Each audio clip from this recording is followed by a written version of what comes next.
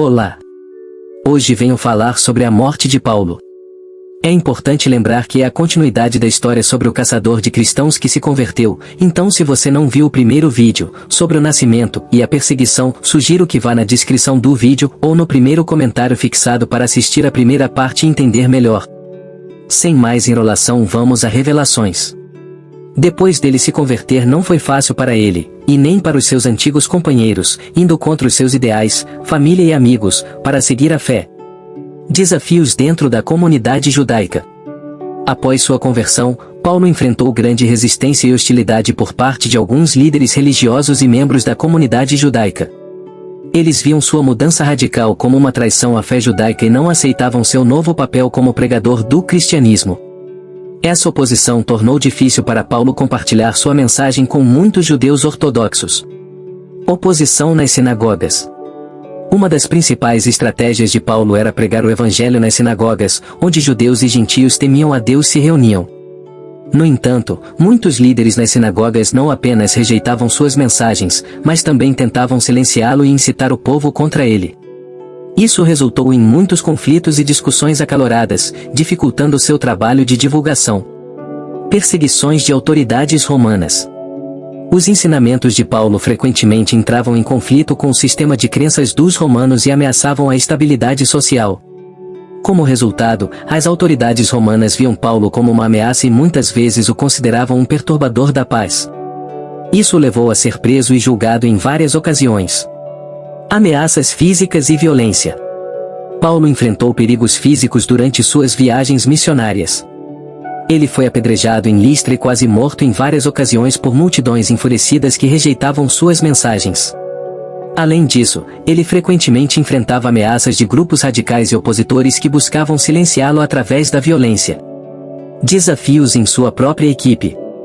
Houve momentos em que Paulo teve desentendimentos e divergências com outros membros da equipe missionária. Um exemplo notável foi a discussão acalorada entre Paulo e Barnabé sobre a inclusão de João Marcos em uma de suas viagens missionárias. Essas tensões mostram que mesmo entre os apóstolos, desafios internos surgiram. Isolamento e solidão. Apesar de ter companheiros de viagem e membros da igreja ao seu redor, a jornada de Paulo muitas vezes o deixava em situações de isolamento e solidão. A distância de amigos e familiares, somada à natureza perigosa e incerta de suas viagens, pode ter sido emocionalmente desafiadora para ele. Apesar de todos esses desafios e perseguições, Paulo perseverou em sua missão e nunca perdeu sua fé. Ele considerava os obstáculos como oportunidades de crescimento e compartilhava sua experiência em suas cartas, encorajando outros cristãos a permanecerem firmes em sua fé, apesar das adversidades. A coragem, dedicação e paixão de Paulo por compartilhar o Evangelho foram fundamentais para a disseminação do cristianismo e a formação das primeiras comunidades cristãs. Ele é um exemplo inspirador de como a fé pode superar grandes desafios e dificuldades na busca por um propósito maior. As cartas paulinas. Sendo sincero, o nosso caro irmão Paulo, embora tendo um passado assustador, após sua conversão ele também converteu a vida de muitas pessoas. Romanos. A Epístola aos Romanos é considerada uma das cartas mais importantes e teologicamente ricas de Paulo. Nesta carta, ele aborda temas como a justificação pela fé, o pecado, a lei, a graça de Deus e a salvação através de Jesus Cristo. Paulo escreveu essa carta aos cristãos em Roma, antes de sua chegada à cidade, como uma introdução ao seu ministério e para esclarecer as doutrinas cristãs fundamentais. 1 Coríntios. Essa carta foi escrita por Paulo à comunidade cristã em Corinto, uma cidade da Grécia Antiga. Nesta carta, Paulo lida com questões morais e éticas que estavam surgindo entre os cristãos coríntios. Ele aborda problemas como divisões na igreja, imoralidade sexual, disputas legais, a ressurreição dos mortos e o uso dos dons espirituais na comunidade. 2 Coríntios. A segunda carta aos Coríntios é uma continuação da primeira, na qual Paulo responde às preocupações e críticas que foram levantadas após a primeira carta. Ele defende seu apostolado, fala sobre sua relação com a igreja em Corinto e exorta os cristãos a se reconciliarem e viverem de acordo com os princípios cristãos. Gálatas. A Epístola aos Gálatas foi escrita por Paulo aos cristãos na região da Galácia. Nesta carta, ele enfatiza a justificação pela fé em Jesus Cristo e critica a ideia de que a salvação pode ser alcançada através da observância da lei judaica. Paulo reafirma a liberdade em Cristo e a graça de Deus como a base da fé cristã. Efésios. Paulo escreveu a carta aos Efésios para a igreja em Éfeso, uma cidade da Ásia Menor. Nesta carta, ele aborda questões como a unidade dos cristãos, a natureza da igreja como corpo de Cristo e a armadura espiritual necessária para enfrentar as batalhas espirituais. Filipenses. Essa carta foi escrita por Paulo à igreja em Filipos, uma cidade da Macedônia. Nela, ele expressa sua gratidão pela parceria dos filipenses em sua obra missionária e encoraja-os a permanecerem firmes em sua fé, apesar das dificuldades. Paulo enfatiza a alegria e a paz que vem de viver em Cristo. Colossenses. Paulo escreveu esta carta aos cristãos em Colossos, uma cidade da Ásia Menor. Ele combate ensinamentos falsos que estavam se infiltrando na igreja e enfatiza a supremacia de Cristo em todas as coisas. Paulo também oferece orientações sobre como viver uma vida cristã autêntica.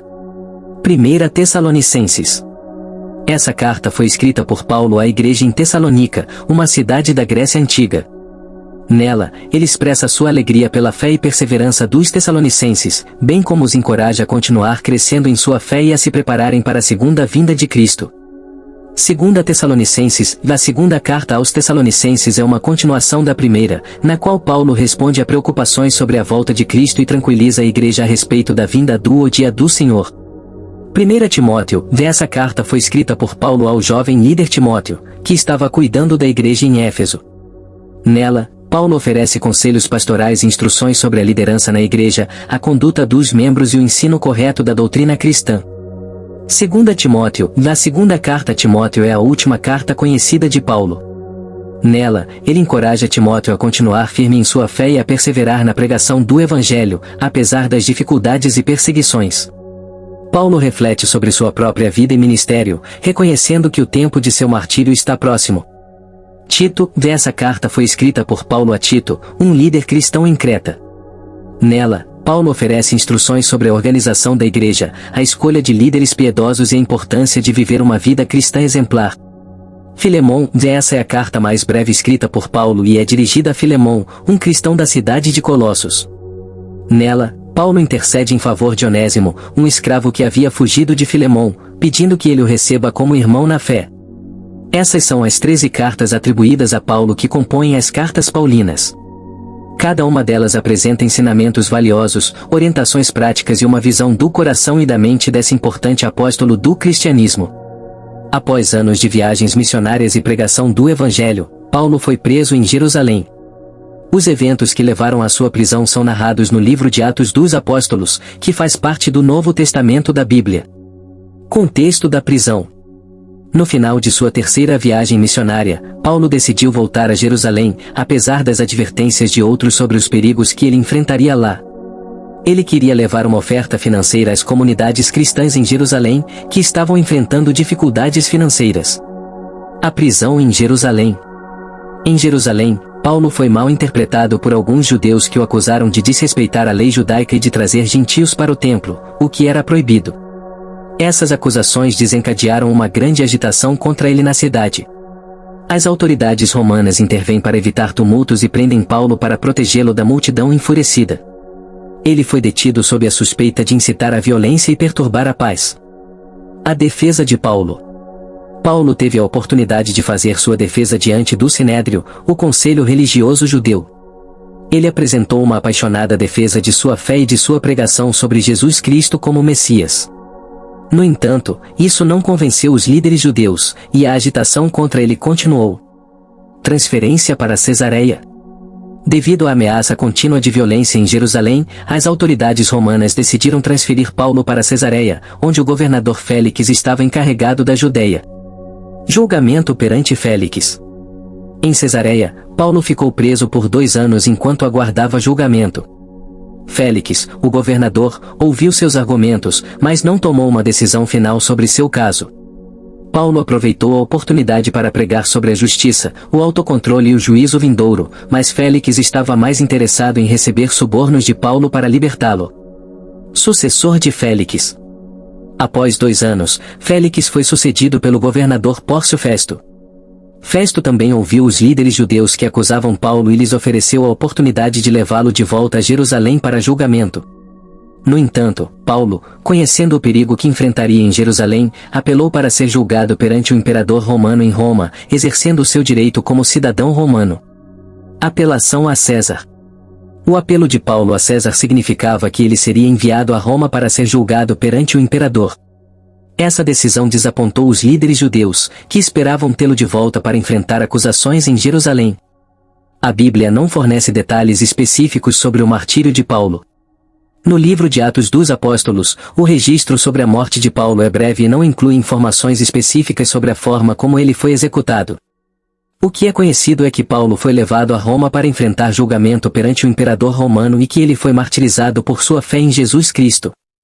Tradições posteriores e relatos de escritores da Igreja primitiva fornecem algumas informações adicionais sobre a morte de Paulo, mas é importante notar que essas informações podem ser mais lendárias do que históricas. De acordo com a tradição, Paulo teria sido decapitado em Roma durante o reinado do imperador Nero, por volta do ano 67 d.C. Disse que ele foi levado para fora das muralhas da cidade e executado com uma espada. Mas outros acreditam que o apóstolo Paulo foi dissecado, tirado a pele enquanto estava vivo. E outros ainda dizem que ele foi apedrejado até a morte. Ninguém sabe o certo. Como eu disse, é importante mencionar que os detalhes específicos sobre a execução de Paulo podem variar em diferentes fontes e tradições, e alguns detalhes podem ter sido adicionados ao longo do tempo através de lendas e mitos. O apóstolo Paulo foi decapitado por ordem do imperador Nero em 64 d.C., durante a perseguição aos cristãos que se seguiu ao grande incêndio de Roma. Paulo era um judeu convertido ao cristianismo e um dos mais proeminentes missionários da igreja primitiva. Ele viajou extensivamente pelo Império Romano, pregando o Evangelho e escrevendo cartas às igrejas que fundou. Suas epístolas são uma parte importante do Novo Testamento. A morte de Paulo foi um evento significativo na história do cristianismo. Ele foi um dos primeiros mártires da igreja e seu testemunho ajudou a espalhar o Evangelho pelo mundo. Sua morte também mostrou que o cristianismo não era apenas uma religião para os judeus, mas também para os gentios.